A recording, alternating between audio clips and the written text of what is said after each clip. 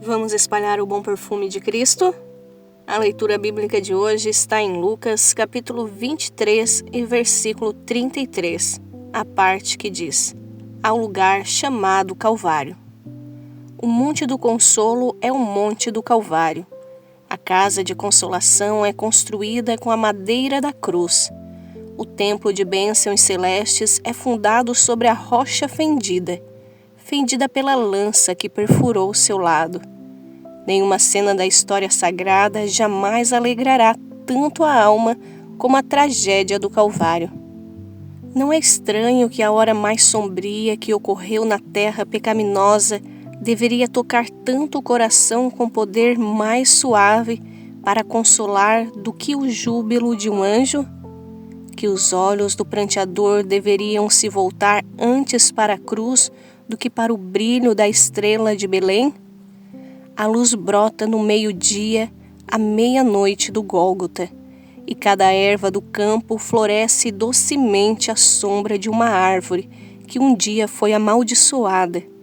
Naquele lugar de sede, a graça cavou uma fonte que sempre jorra com águas tão puras quanto o cristal.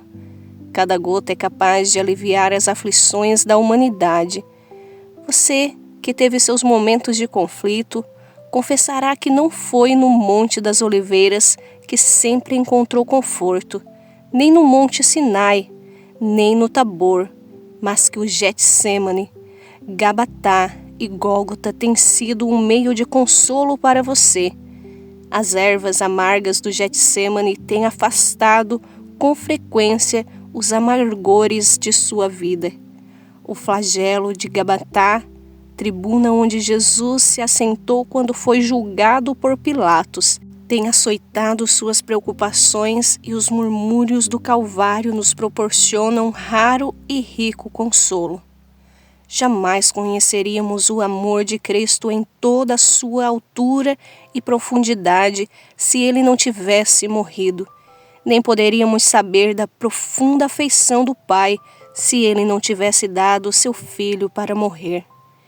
As misericórdias comuns que desfrutamos todas cantam sobre o amor, assim como a concha, quando colocada ao ouvido, sussurra o mar profundo de onde vem. Mas se desejamos escutar o próprio oceano, precisamos não olhar para as bênçãos do dia a dia, mas para a crucificação.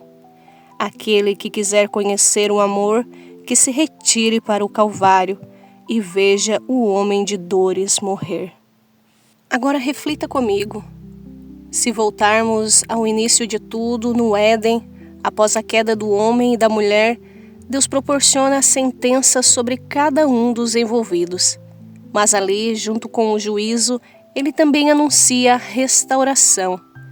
Em Gênesis capítulo 13, versículo 15, Deus declara que da semente da mulher viria aquele que esmagaria a cabeça da serpente.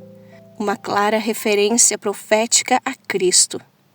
A serpente, símbolo de Satanás, feriria o calcanhar da semente da mulher, apontando para o sofrimento e morte de Jesus na cruz. Séculos depois, essa profecia se cumpre num lugar chamado Gólgota, e em aramaico significa lugar da caveira. Esse monte, com o formato de um crânio, carrega consigo um forte simbolismo. Ali, onde reina a imagem da morte, Jesus é crucificado. Mas também é ali que ele conquista a vida eterna para todos os que crerem. Estudos arqueológicos indicam que os pregos da crucificação atravessavam justamente os calcanhares dos crucificados, como uma confirmação literal da profecia de Gênesis. No Gólgota, Jesus não apenas teve o calcanhar ferido, mas esmagou figurativamente e espiritualmente a cabeça da serpente. Ali ele venceu o pecado, a morte e o inferno. Ali o amor triunfou sobre o mal.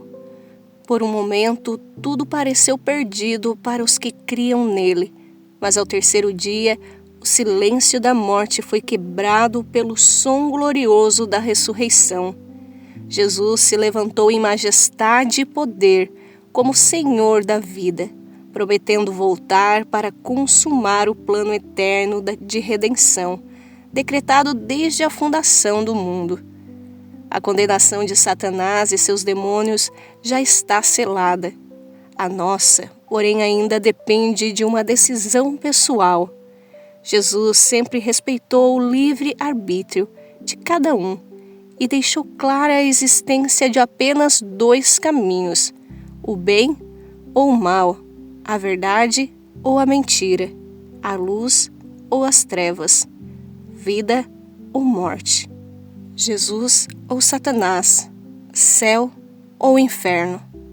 E Ele mesmo nos aconselha, em Deuteronômio 30 e verso 19, escolhe, pois, a vida.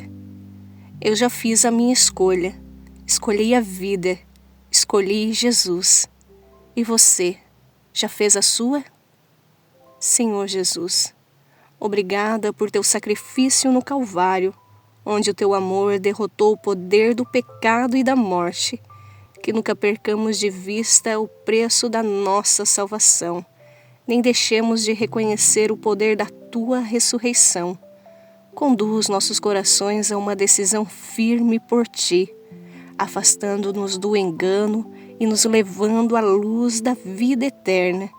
Que todos os que ouvirem esta mensagem escolham hoje a vida, escolham o Cordeiro de Deus que tira o pecado do mundo. Em teu nome oramos. Amém.